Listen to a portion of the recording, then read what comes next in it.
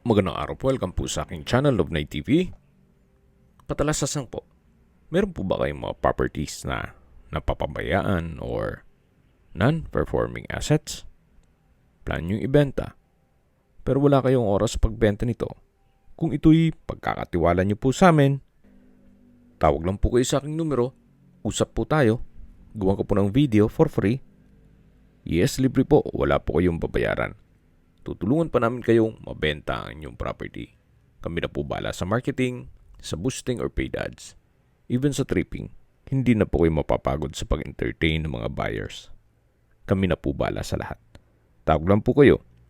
Nandito po tayo ngayon sa Alfonso, Cavite kung saan meron po tayong bagong video presentation. Isang residential farm lot na along two-way cemented barangay road.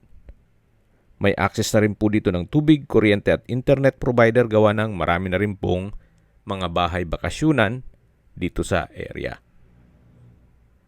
Medyo masukal lang po gawa ng biglaan po ang pag-video shoot. Dito po sa loob ng property ay meron pong mga fruit-bearing trees.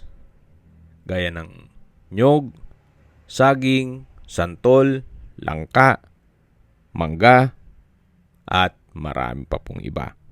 Patag na patag naman po ang lupa, kaya usable po lahat. Wala pong masasayang. Napakaganda po nito para sa inyong retirement house o bahay bakasyunan. O kung hindi naman, kung gusto magnegosyo, pwede rin pong private resort. Ang kagandahan po sa ganitong sukat na lupa na 1,401 square meters ay less maintenance.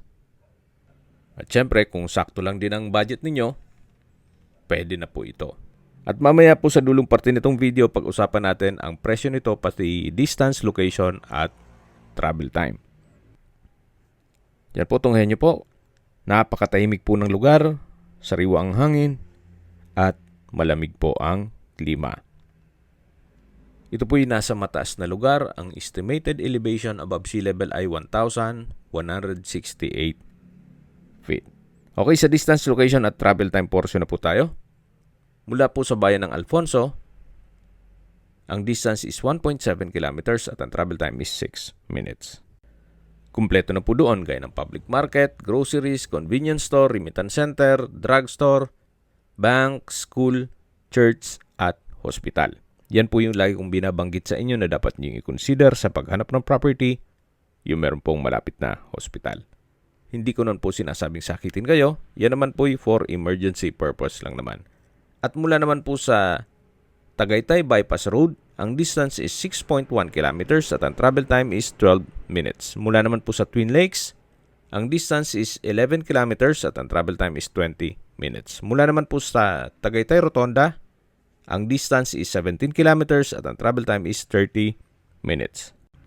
Mula naman po sa Calax Aguinaldo exit, ang distance is 30 kilometers at ang travel time is 52 minutes kasama na ang traffic. Kung manggagaling naman po sa Manila o sa airport, ang distance is 63 kilometers at ang travel time is 1 hour and 46 minutes. Okay, sa presyo na po tayo. Binibenta po ito ni owner sa halagang 4,500 pesos per square meter. At cash basis po ito. Kung sakali po na gusto nyong installment basis, meron din pong available na subdivided lots na pwede nyong i-avail na nasa kabilang barangay lang po.